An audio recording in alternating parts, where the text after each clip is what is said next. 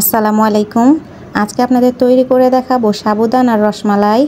ঘরে থাকা মাত্র 2 থেকে 3টা উপকরণ দিয়ে এই মজাদার রসমালাইটা কিন্তু তৈরি করে নেওয়া যায়, আর বানাতে কিন্তু একদমই সহজ। চলুন তাহলে দেখে নেওয়া যায় কিভাবে আমি এই মজার সাবুদানার রসমালাইটা তৈরি করছি। এই জন্য এখানে আমি মেজারমেন্ট কাপে 1/2 কাপ পরিমাণ সাবুদানা নিয়েছি। আপনারা আপনাদের প্রয়োজন মতো নেবেন। আমি যেই সাবুদানাটা হাতের কাছে পেয়েছি সেটাই নিয়েছি। এর চাইতে বড় সাইজের যে সাবুদানাটা পাওয়া যায় সেটা পাইনি, তাই এটা দিয়েই তৈরি করব। এখন অল্প অল্প পানি দিয়ে সাবুদানাটা একটু মেখে নিচ্ছি। অতিরিক্ত পানি দিব না, অল্প একটু পানি দিয়ে এটা মেখে নিলেই হবে। এখানে আমি 4 টেবিল চামচের মতো পানি দিয়ে মিশিয়ে নিয়েছি। এখন রেস্টে রেখে দেব 10 মিনিটের জন্য। 10 মিনিট পর ফিরছি। এখন হাত দিয়ে ডলে একটা সফট ডো তৈরি করে নিচ্ছি। এই পর্যায়ে যদি সাবুদানা একটু গুটি গুটি থাকে কোনো সমস্যা নেই। মেখে নেওয়া হয়ে গেছে। এখন সামান্য পরিমাণ হাতে তেল মেখে নিয়েছি। অল্প একটু সাবুদানার ডো নিয়ে হাত দিয়ে গোল করে একটি রসমালাই শেপ দিয়ে দিচ্ছি। আপনারা চাইলে আরও ছোট করেও তৈরি করে নিতে পারেন। এগুলো রান্না করার পর কিন্তু আরও বড় হয়ে যাবে। এভাবেই আমি সবগুলো সাবুদানার বল তৈরি করে নিব। সবগুলো সাবুদানার বল কিন্তু তৈরি করা হয়ে গেছে। এখন রান্নার প্রিপারেশনে চলে যাব। চুলা একটি ফ্রাই প্যানে দিয়ে দিচ্ছি মেজারমেন্ট কাপের 2 কাপ পরিমাণ দুধ। দুধটাকে আমি আগে একবার জাল করে নিয়েছিলাম। দিয়ে দিচ্ছি 2টা গরম মশলা আর 2টা এলাচ,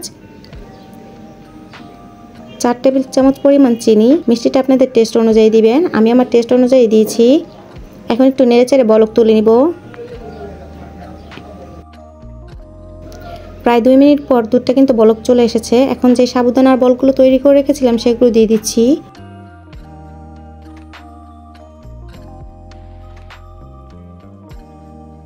এখন নেড়েচেড়ে একটু মিশিয়ে নিচ্ছি। অপেক্ষা করব 10 মিনিটের মতো। 10 মিনিট পর ফিরছি। এ পর্যায়ে কিন্তু সাবুদানার বলগুলো অনেক বড় হয়ে গেছে আর দুধটা অনেকটা পরিমাণ ঘন হয়ে গেছে। আপনারা চাইলে এ পর্যায়ে কনডেন্স মিল্কও দিতে পারেন। রসমালাইটা কিন্তু তৈরি করা হয়ে গেছে। এখন এ পর্যায়ে আমি দিয়ে দিব 1 চামচ পরিমাণ ঘি।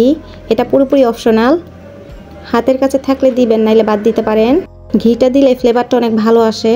নামিয়ে ঠান্ডা করে ফ্রিজে রেখে দিব 15 মিনিটের জন্য। আপনারা চাইলে সাথে সাথে খেতে পারেন। আমি ঠান্ডা করে নিয়েছি। উপরে কিছু কাঠবাদাম কুচি আর পেস্তা বাদাম কুচি দিয়ে দিয়েছি।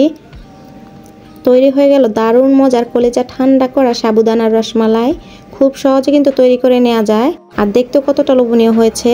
মাত্র কয়েকটা উপকরণ দিয়ে রসমালাইগুলো তৈরি করে নেওয়া যায়। আশা করছি আজকের ভিডিওটি আপনাদের ভালো লাগবে, আর ভালো লাগলে প্লিজ ভিডিওতে একটি লাইক দিয়ে চ্যানেলটিকে সাবস্ক্রাইব করে দিবেন। আমার ভিডিওটি দেখার জন্য আপনাদের সবাইকে অসংখ্য ধন্যবাদ। আল্লাহ হাফেজ।